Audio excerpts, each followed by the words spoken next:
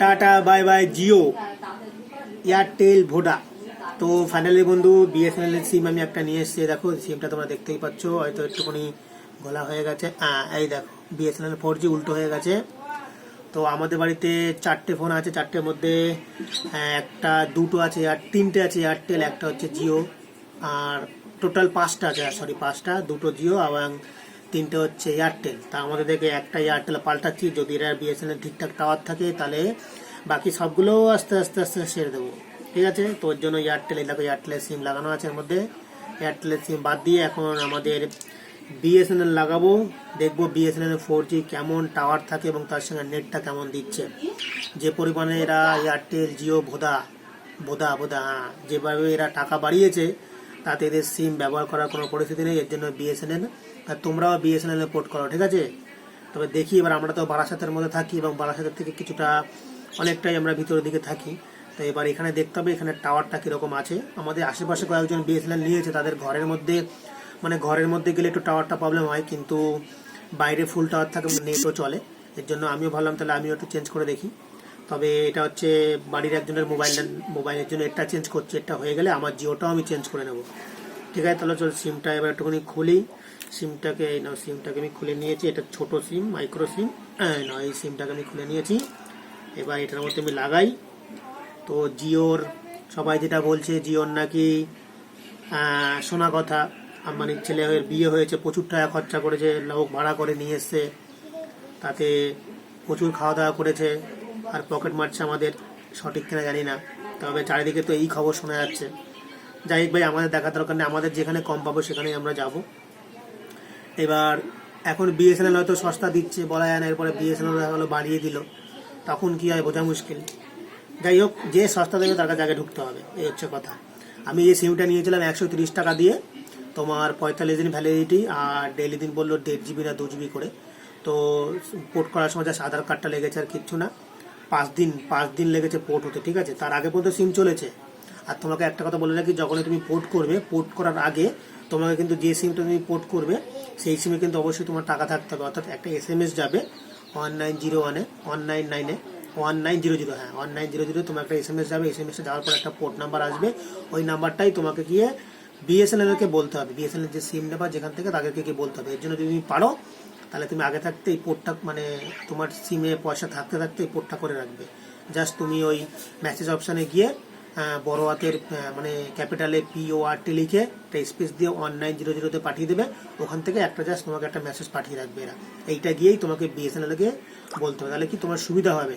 আর নাহলে তুমি আবার ওই বিএসএনএল অফিসে যাবে, আবার করবে, ওতে কিন্তু বহুত সমস্যা। দেখা গেলো তোমার ফোনে ব্যালেন্স নেই, তাহলে তো হবে না।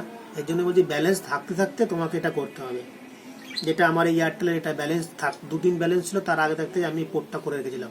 অর্থাৎ নাম্বারে ওই নাম্বারটা পাঠিয়ে দিয়েছিলাম, আমাকে বিএসএনএল থেকে একটা নাম্বার পাঠিয়েছিল, জাস্ট ওই 6টা সংখ্যা নাম্বারটা গিয়ে আমি বিএসএনএল অফিসে গিয়ে, অফিস তো না মানে এজেন্টকে গিয়ে বলেছিলাম, আমাদের এখানে যারা দেয় তাদেরকে গিয়ে বলেছিলাম, তারাই আমাকে এটা দিয়েছিল, ঠিক আছে। বিএসএনএল চলে এসছে। টাওয়ার এখানে দেখাচ্ছে 2টো, ঠিক আছে, টাওয়ার এখানে 2টো দেখাচ্ছে। তো এবার আমি নেটটা একটু অন করে দেখি এখানে কীরকম পরিস্থিতি দেখায়। আবার একটা গ্যারাকল আছে, তুমি যদি বিএসএনএল ঠিক না থাকে তাহলে তুমি আবার সিম চেঞ্জ করতে আবার 3 মাস ওয়েট করতে হবে। তবে প্রবলেম নেই না, এখন ফুল টাওয়ার চলে এসছে। তোমাদেরকে আমি একটুখানি দেখাই, দাঁড়াও কোনটায় ডিসপ্লে দিয়ে।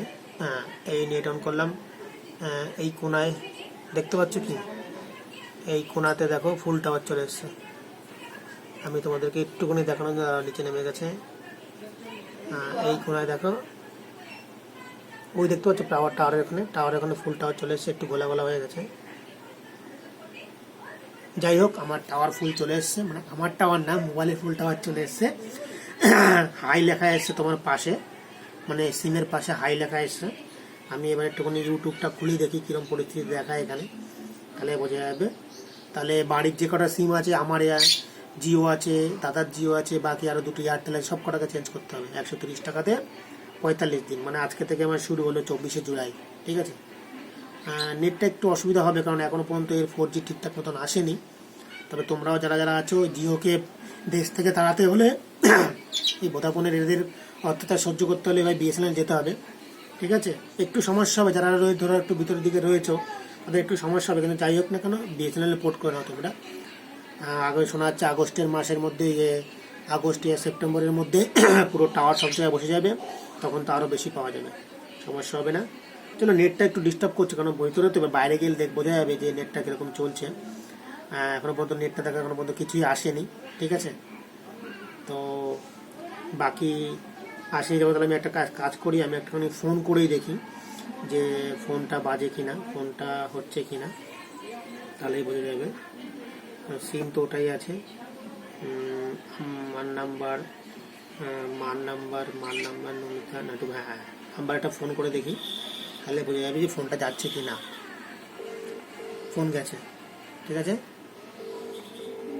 বুঝতে পেরেছো, ফোন গেছে, মানে রিং হচ্ছে, ঠিক আছে, হ্যাঁ রিং হচ্ছে। এখানে ঘরের মধ্যে বসে আপাতত 3টে টাওয়ার আপ ডাউন করছে, টাওয়ার ঠিক আছে। যাই হোক, চেঞ্জ করে নিলাম, এবার দেখা যাক আস্তে আস্তে সার্ভিস কীরকম দেয়। নেটটা একটুখানি সমস্যা চলছে, এবার বাইরে গিয়ে দেখতে হবে। আমি অবশ্য বাইরে বসে আছি, মানে বারান্দায় বসে আছি, আর বাইরে গেলে রাস্তায় গেলে বোঝা যাবে কী পরিস্থিতিটা হয়, ঠিক আছে। যাই হোক, এই হচ্ছে বিএসএনএল সিম, আর এই হচ্ছে এয়ারটেলের, কোনো কাজই নেই, তবে নাম্বার তোমার একই আছে, সমস্যা নেই, জাস্ট আমি পোর্ট করে নিলাম, ঠিক আছে। তো এরপরে আমি এবার আমার নাম্বারটা চেঞ্জ করে তোমাদেরকে দেখাতে হবে। এখনই আমার নাম্বারটা চেঞ্জ করছে না, কারণ এখনো পর্যন্ত টাওয়ার ঠিক মতন, মানে নেটটা ঠিক মতন আসছে না। নেটটা ঠিক মতন আসলেই আমি আবার চেঞ্জ করে নেবো। যাই হোক, এই পর্যন্ত একটা ছোট্ট একটা ব্লগ ছিল, তোমরাও চেঞ্জ করে নাও। এত পরিমাণে টাকা বাড়ছে, এতে আর রিচার্জ মতন পরিস্থিতি নেই। চলো টাটা, বাই বাই, আবার দেখা হবে, ঠিক আছে।